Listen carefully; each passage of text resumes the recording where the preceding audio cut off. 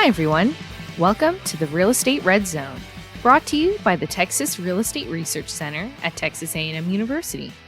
I'm Haley Reeder, Communications Specialist. Today is Wednesday, May 19th, 2021. Yesterday, the Texas Real Estate Research Center turned 50. On May 18th, 1971, Governor Preston Smith signed Senate Bill 338, creating the center and placing it at Texas A&M University. Center Executive Director Gary Mailer said, "The center has exceeded the dreams of its founders. More than 2,300 technical reports, articles, white papers, videos, books, and other materials help Texans make the best real estate decisions.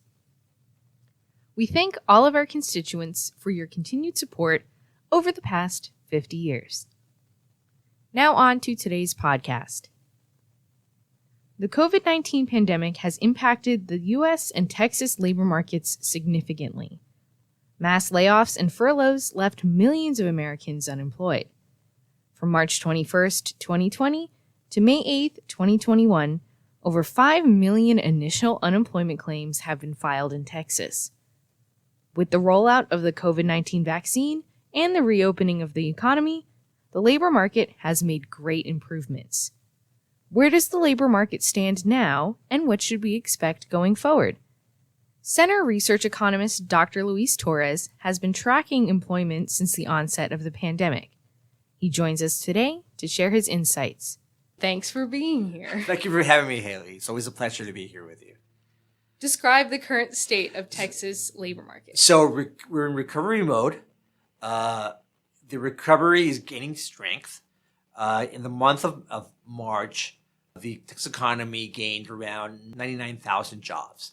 So right now, we've recovered around 983,000 of the jobs, of the 1.4 million jobs lost during March and April of 2020. Mm-hmm. So we're down around $469,000, but the momentum, the strength we're seeing in the jobs employment recovery, the strength of the economy looks really positive going forward. That probably we're going to recover all of those jobs lost. We're going to be back to pre-pandemic levels at the end of the year. Right now, for the month of April, based on our Texas leading indicator, we're forecasting gaining around 50,000 jobs in the month of April. That shows you that positive momentum is going to continue for the rest of the year.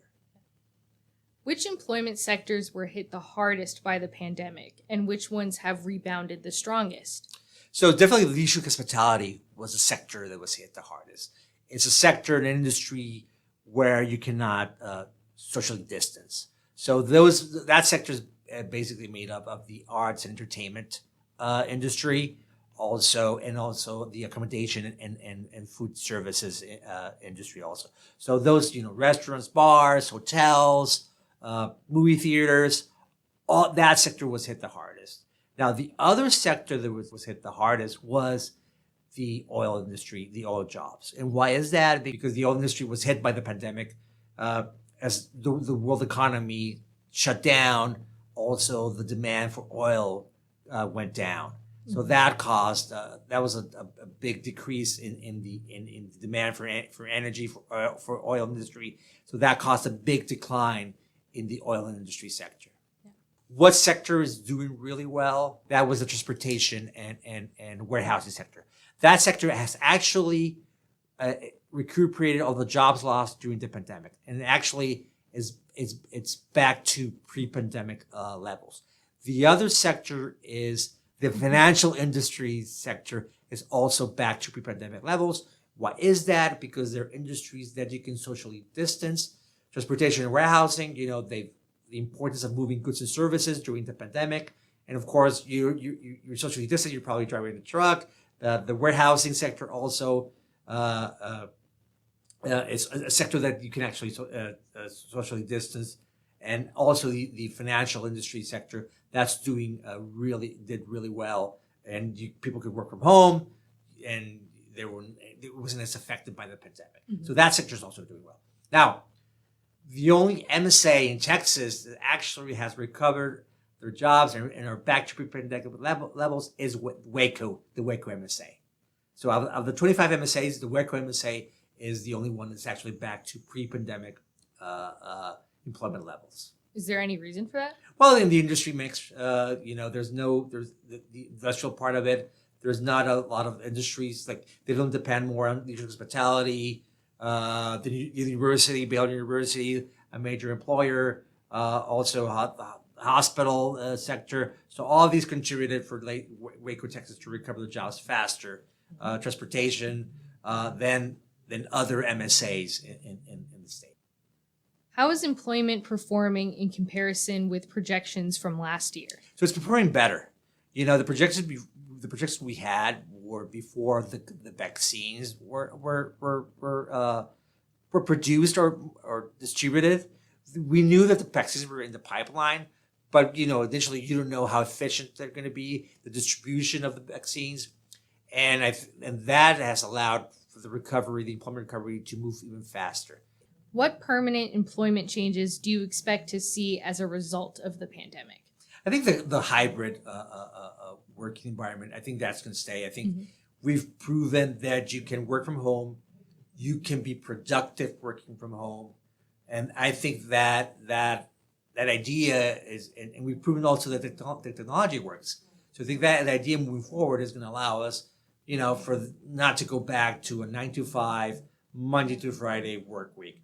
I think everybody we showed the economy showed that you can work from home and be productive. GDP grew in those sectors. Those service sectors I'm talking about, they did really well. Professional business services, financial activities, a lot of there were some sectors like hospitality where you can actually distance and went down, but these sectors actually showed positive. They recovered, the recovery mode, and there were gains in those sectors. So yes, I think that the hybrid work environment, I think, is going to continue once the pandemic goes away. And also, it's going to be really hard for people, especially going back to their normal status of working 9 to 5. Once they've enjoyed and they've shown that they're productive, right? They can work from home and still be productive to the company and produce output. No. Yeah.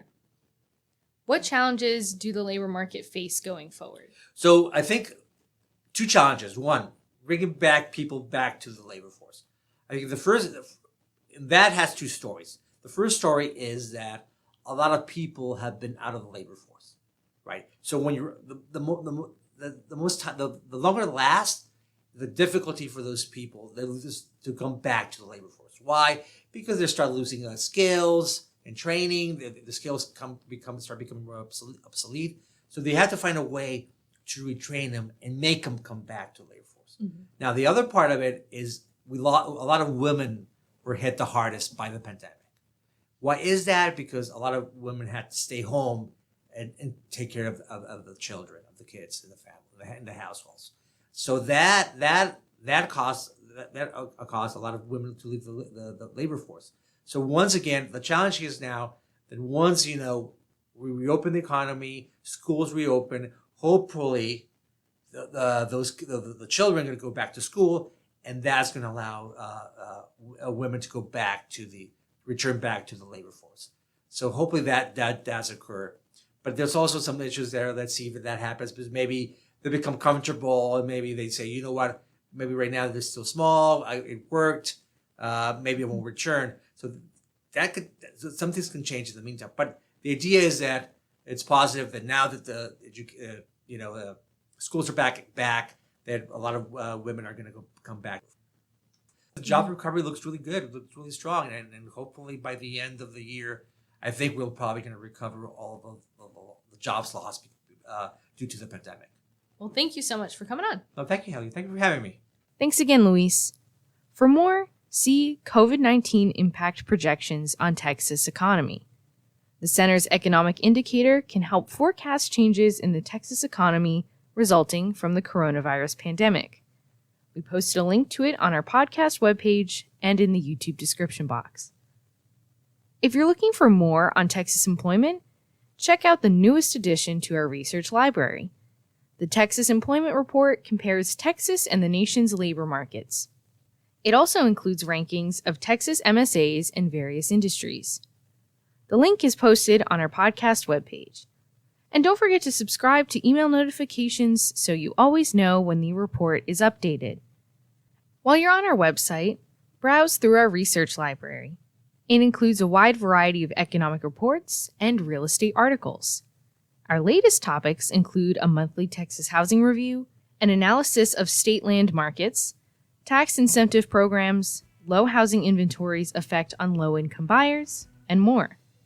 We posted a link to our research library on our podcast webpage. That's going to be it for today's podcast. If you're looking for more from the Texas Real Estate Research Center, head to our website. That's www.recenter.tamu.edu. There, you'll find the latest data, research articles, blogs, news, and more. You can also check out the center's News Talk Texas database, which is updated daily with the biggest headlines in Texas real estate. You can also subscribe to Recon, our biweekly newsletter, to get all the biggest stories sent straight to your inbox. To stay up to date on when articles are published on our website, follow the Texas Real Estate Research Center on social media. You can find us with the handle at RECenterTX on Facebook, Twitter, LinkedIn, and Instagram. For more podcasts like these, you can subscribe on iTunes or to our YouTube channel. All podcasts are also available for free on our website. Thanks for joining us today in the Real Estate Red Zone, brought to you by the Texas Real Estate Research Center in College Station, Texas, where we've been helping Texans make the best real estate decisions since 1971. This is Haley Reeder, and I'll see you next time. Bye!